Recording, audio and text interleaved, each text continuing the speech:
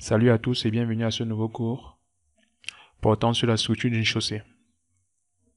Alors, c'est quoi la structure d'une chaussée? La chaussée est l'interface entre le sol support et la contrainte du pneu. Elle a pour objet d'absorber les charges dues au véhicule, de supporter le poinçonnement résultat des stationnements de véhicules, d'encaisser les variations journalières et saisonnières de température et d'hygrométrie et de rejeter les eaux de pluie vers l'extérieur. Alors, pourquoi une chaussée?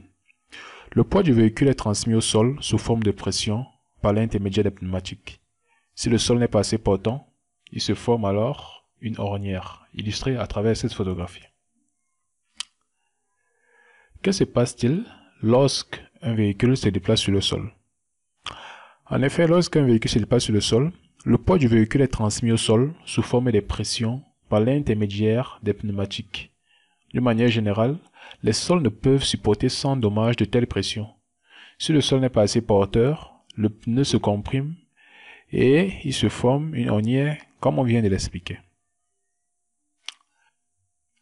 Si le sol est porteur, il se passe deux choses imperceptibles, mais qu'il faut bien comprendre. La première chose, c'est que le sol s'affaisse sous le pneu.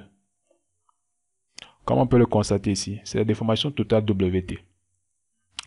La deuxième chose, c'est que lorsque la roue s'éloigne, le sol remonte, mais pas totalement. Il reste une déformation résiduelle, ici, appelée WR. La différence D entre WT et WR est appelée déflexion. La déflexion est proportionnelle à la charge appliquée et elle est pratiquement constante si l'on répète l'application de cette charge des milliers de fois. L'orniérage est la déformation résiduelle WR qui s'accroît au fur et à mesure des passages des véhicules et proportionnellement à leur charge. Comme lors du cours précédent, nous avons ici le profilé des chaussées anciennes. Illustré ici par cette autre représentation, nous avons le profilé des chaussées modernes, dont le profil est pratiquement en toit, comme on peut le constater ici. On distingue les différentes couches constituant le corps d'une chaussée, à savoir le sol support, la couche de forme, la couche de fondation, la couche de base et une couche de roulement en enrobé ou en enduit. Ces principales couches ici désignent l'assise de notre chaussée. Alors, pourquoi la chaussée est-elle formée de plusieurs couches? Il faudrait, dans un premier temps, rappeler quel est le rôle d'une chaussée.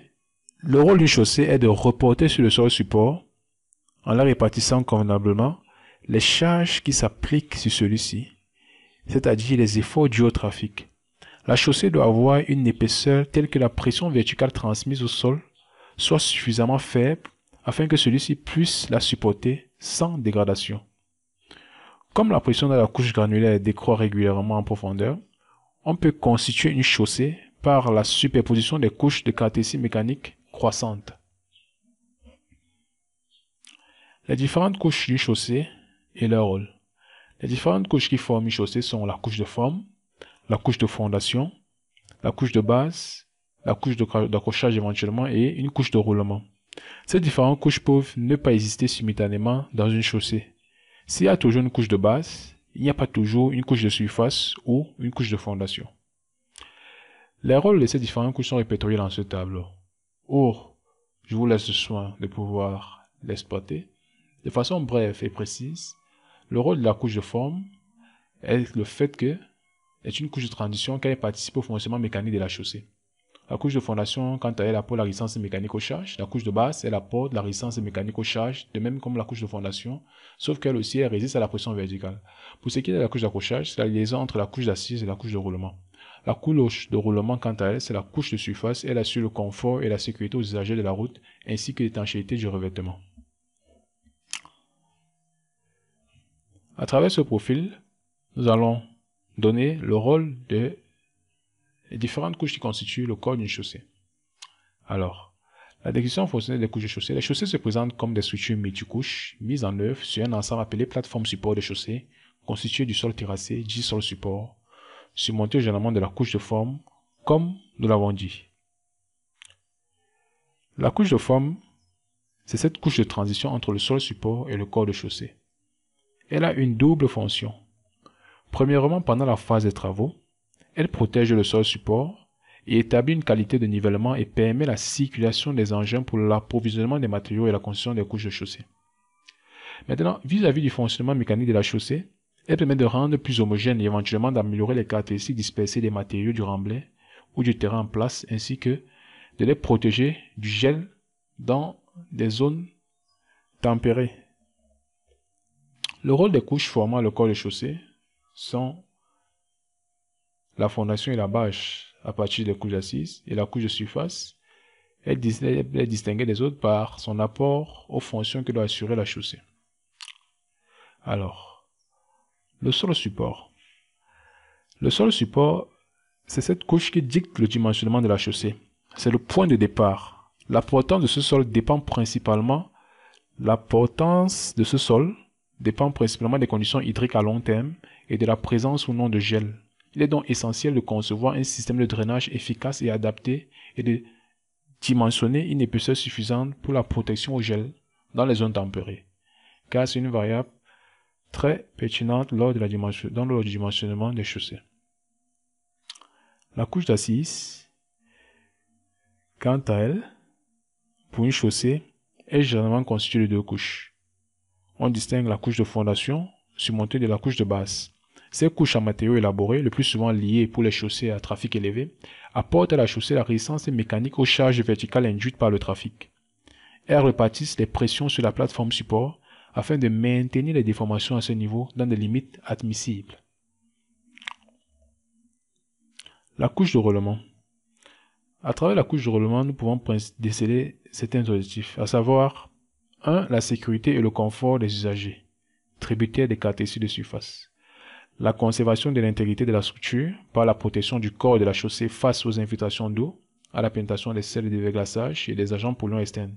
L'impact sur l'environnement adjacent, c'est-à-dire le niveau de bruit généré par le contact d'une chaussée et la chance de régénérer les caractéristiques de surface sont des valeurs les propriétés que doivent avoir la couche de roulement d'une chaussée.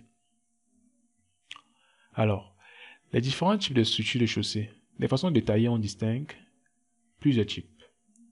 Les chaussées souples, les chaussées bitumineuses épaisses, les chaussées assises traitées au liant hydraulique, les chaussées à structure mixte, les chaussées à structure inverse, les dalles non goujonnées avec fondation, les dalles goujonnées avec fondation, les dalles sans fondation, le béton armé continu type 1 et les routes en béton armé continu type 2. Ces différentes structures de chaussée seront développées lors d'un cours à venir. De façon simplifiée, on distingue trois grands groupes de chaussées. Les chaussées souples, les chaussées semi-rigides et les chaussées rigides. Les chaussées souples sont essentiellement faites des matériaux non traités ou traités au bitume et ils travaillent en compression, tandis que les chaussées semi-rigides, ce sont des matériaux traités au ciment qui travaillent soit en traction par flexion, et les chaussées rigides sont généralement des dalles en béton, travaillent elles aussi en traction par flexion. Les chaussées souples présentent certains avantages et inconvénients. Les avantages de ces chaussées sont qu'elles sont des structures plutôt économiques. Les inconvénients qui découlent de la réalisation de ces chaussées sont principalement le module de déformation qui sont très faibles pour les matériaux qui sont généralement employés dans ces chaussées, et ainsi que la faible rigidité et des épaisseurs trop importantes pour donner un certain poids, une certaine valeur dans les conditions de contrainte, de support de contraintes exercées par un trafic. Les structures de la chaussée dans laquelle l'ensemble des couches liées qui la constituent sont traitées au liant hydrocarboné. C'est ça qui caractérise les chaussées souples. La couche de fondation et la couche de base peuvent être constituées de graves non traités, les GNT. La structure type d'une chaussée souple est illustrée à travers cette photographie. Cependant, à côté des chaussées souples, on distingue aussi les chaussées souples en graves traitées au liant hydraulique, qui, eux, parmi les avantages, on décèle un haut module de déformation, très élevé, qui passe de 1000 à 15 000 mégapascales, et un dosage en liant très faible de entre 3 et à 6%. Les inconvénients dans la réalisation des chaussées traitées au liant hydrocarboné sont le module dépend de la température. Ainsi donc, suivant le type de température, on aura un module soit faible, soit élevé. Ce qui présente un très grand risque lorsqu'on a affaire à un trafic très important sur ce type de chaussée. Les chaussées semi-rigides. Les chaussées semi-rigides, elles, comportent une couche de surface bitumineuse reposant sur une assise en matériau traité au liant hydraulique. Ici, la couche de base est disposée en une seule couche ou en deux couches, base et fondation. Dans le cas d'une chaussée neuve à faible trafic, la structure type est illustrée à travers cette photographie. Les avantages à relever lors de la réalisation d'une chaussée semi-rigide sont les suivantes. Un module de déformation très élevé, autour des 25 mégapascales, et des caractéristiques mécaniques très élevées vu les matériaux qui sont généralement employés. Les inconvénients que nous pouvons déceler lors de la réalisation de ces chaussées sont les fissures, l'apparition de beaucoup de fissures, les coups de fatigue qui nécessitent aucune erreur de dimensionnement et pas de surcharge. Les chaussées rigides. Les chaussées rigides sont constituées d'un revêtement en béton de ciment, vibré ou fluide. En règle générale, une chaussée en béton comporte à partir du sol les couches suivantes. Une couche de forme, une couche de fondation et une couche de roulement en béton de ciment. Dans le cas d'une chaussée neuve à faible trafic, la couche de fondation n'est pas nécessaire. La dalle en béton de ciment peut être réalisée directement sur la race de terrassement ou sur la plateforme support de chaussée. Dans la couche rigide, la couche de surface et la couche de base sont généralement confondues. Les avantages qu'ont ces structures de chaussée sont le module très élevé, autour de 35 000 à 45 mégapascales. Les épaisseurs sont réduites et la durabilité est très élevée. Les principaux inconvénients sont, à savoir, l'handicap économique car la réalisation de ces chaussées sont très chères et bien sûr la contrainte topographique car ici, elle ne peut pas être utilisée sur des pentes. À cet égard, nous pouvons dire qu'il existe deux modes de fonctionnement mécanique des chaussées. Les chaussées souples et les chaussées rigides. Les chaussées souples sont constituées d'un corps de chaussée en matériaux non traités et en matériaux traités au bitume. Celles-ci ne pouvant mobiliser que de faibles efforts assimilables à une flexion, la répartition des efforts verticaux sur le sol support est modérée.